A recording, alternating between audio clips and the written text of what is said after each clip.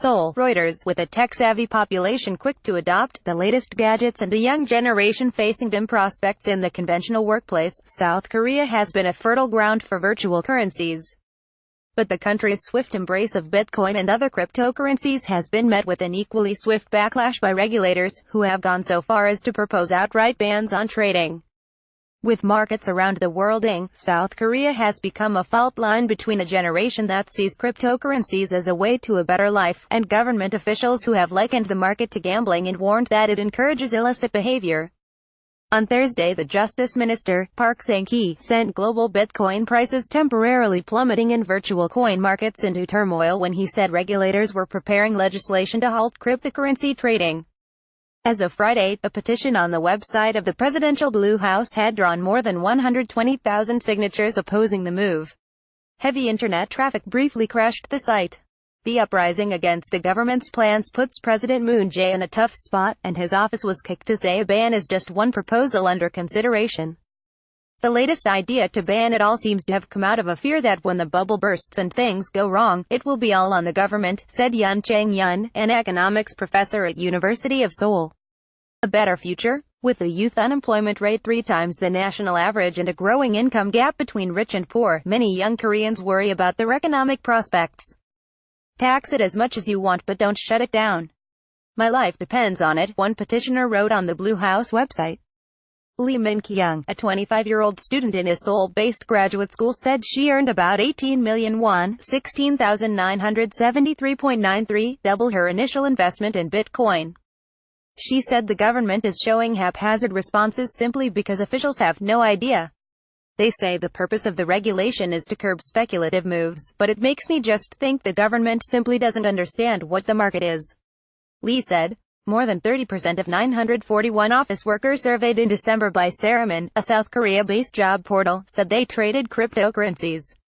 The respondents had an average of 5.7 million won, $5,357.14, invested in virtual currencies, and a majority of them said they began trading because they saw it as the fastest way to earn money.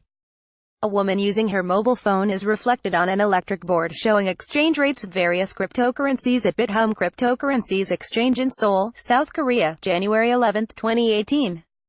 Reuters, Kim Hong-jae. That trend has earned critics on the street as well as in government offices. Ko Young-sam, a 56-year-old mechanic in Seoul, warned that the craze would collapse. Young people shouldn't be lured into this kind of scam.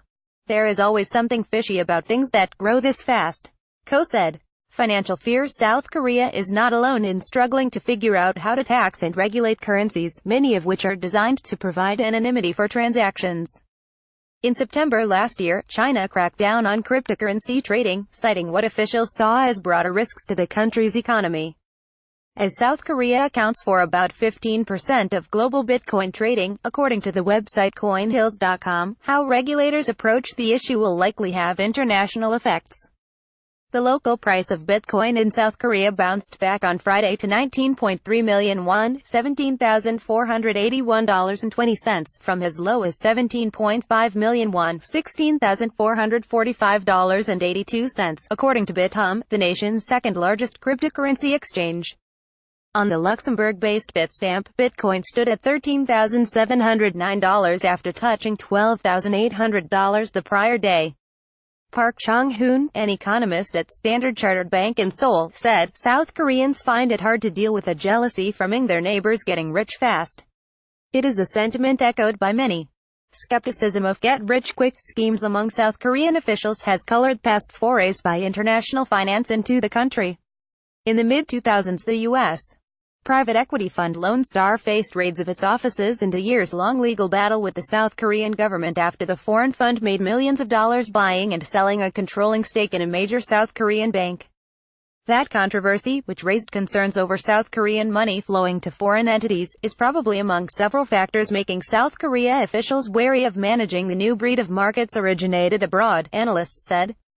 In a practical sense, the South Korean government needs to factor in some political aspects. If a growing number of people lose huge sums of money on Bitcoin because of the government's failed attempts to rein in the frenzy, people will blame the government, Lee Dong-gwi, a psychology professor at Yonsei University. Simply put, the South Korean government could be afraid of the political hassles of being held accountable. Additional reporting by Dahi Kim, writing by Josh Smith, editing by Jerry Doyle. Or Standards. The Thomson Reuters Trust Principles.